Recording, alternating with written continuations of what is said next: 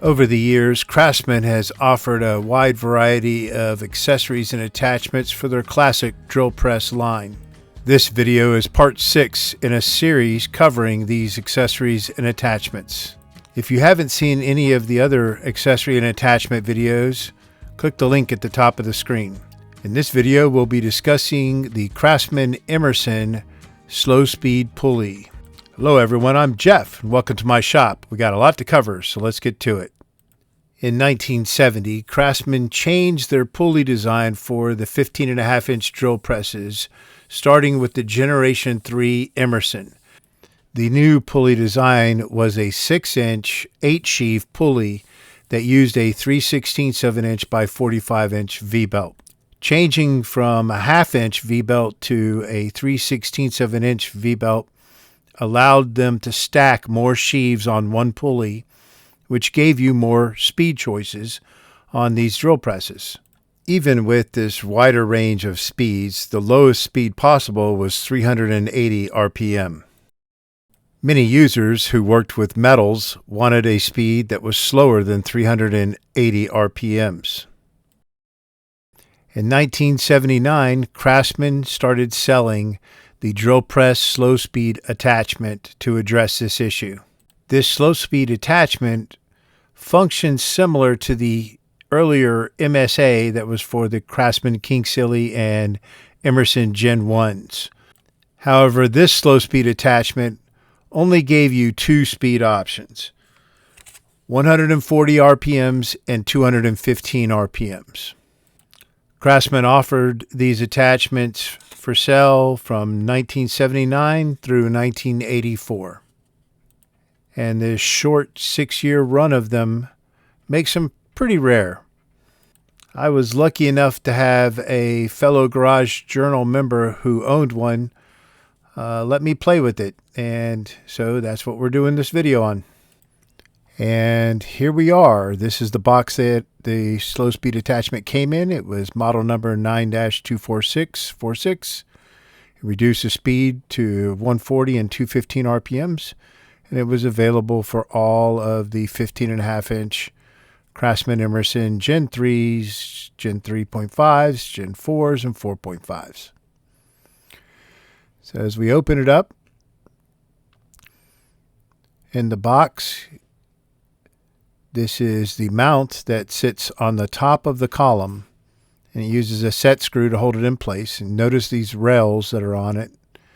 In the later model Emersons, they stopped milling out that shelf that's inside the column, so this has to mount on top of the column. And here is the pulley itself. It has a small sheave on the bottom, and then the two speed sheaves above that. And basically this rode on those rails like that and could shift forward and backwards. And that would allow you to put the belts on and then tension them. It also came with two belts, a 31-inch and a 26-inch. Both of these are 3/16 of an inch V-belts. And the 31-inch belt runs from the spindle pulley assembly to the slow speed attachment. And the 26-inch belt ran from the slow speed attachment to the motor pulley. So if we look at the speed diagram on the side of a Gen 4, you can see that the slowest speed is 380 RPMs. And that would require us to use the bottom sheave on both of the pulleys. So what we're going to do is we're going to remove the belt cover.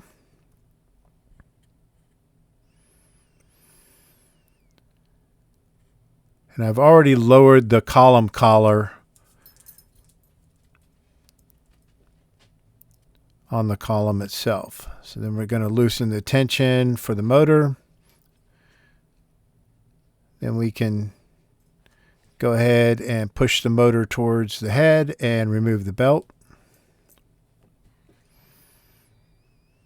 Swing the motor out of the way. And unplug the motor. Then we're going to look inside the back of the head. You can see that this is where I set the column on all of my drill presses, the Gen 4s and the Gen 3s. So that's as high as that column's going to go, but we have to have the column sitting up much higher for this attachment. So we're going to have to lower the head. And that's why I've already moved the column collar. So we're going to loosen the jam nuts for the motor mount. And then we'll just back out that top cone point set screw on the motor mount. And if you do this, make sure you're holding on to the motor pretty good so it doesn't get away from you. And we can set that aside. That takes some of that weight off of that head. So now we can lower the head. And when you do that, make sure that you're looking on the inside, that you're not going to end up cutting the power cord with the column. So that power cord you can see in the background there. So we'll go ahead and set the mount on top of the column and tighten down the set screw. Now I've already got this column set at the right height that we're going to need the pulley at, but the first time you do this, you're going to have to play with this a little bit so that your sheaves on your slow speed attachment pulley line up with the sheaves on the other pulleys. So we're going to take the longer belt, the 31-inch belt, and we're going to hook that on the small sheave that's on the attachment, and then around the largest sheave on the spindle pulley. And then we're just going to ride the attachment onto the mount on those rails.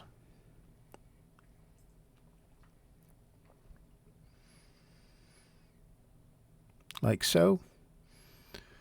And then we'll square away the belt. Make sure it's not twisted.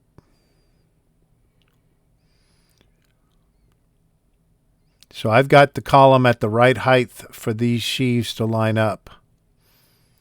So then it's only a matter of making sure the sheaves on the motor pulley align with the other two sheaves on the attachment.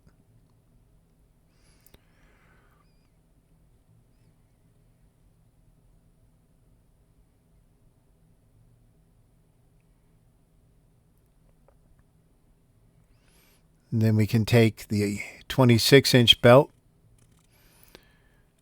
and we've already remounted the motor.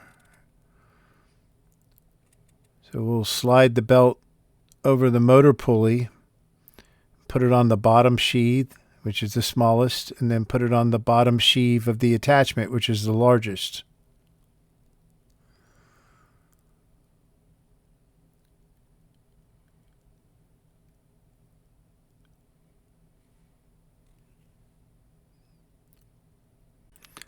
And then we'll tension the belt.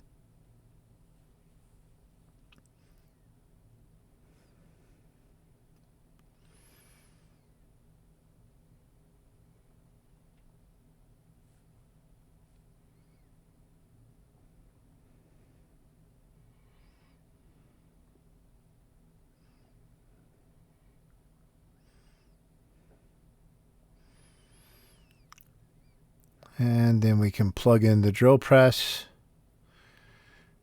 and fire it up. And you can see how slow that is spinning. So like I said, this gives you the option of 140 RPMs and 215 RPMs, depending on which sheave on the attachment you're running. I think this is a pretty cool design, and it solves a problem for those that need it. And that is the slow speed attachment for the Emerson drill presses. I hope you enjoyed the video, found it useful. If you did, please like and subscribe. I appreciate the comments and all the support. And as always, I will see you next time.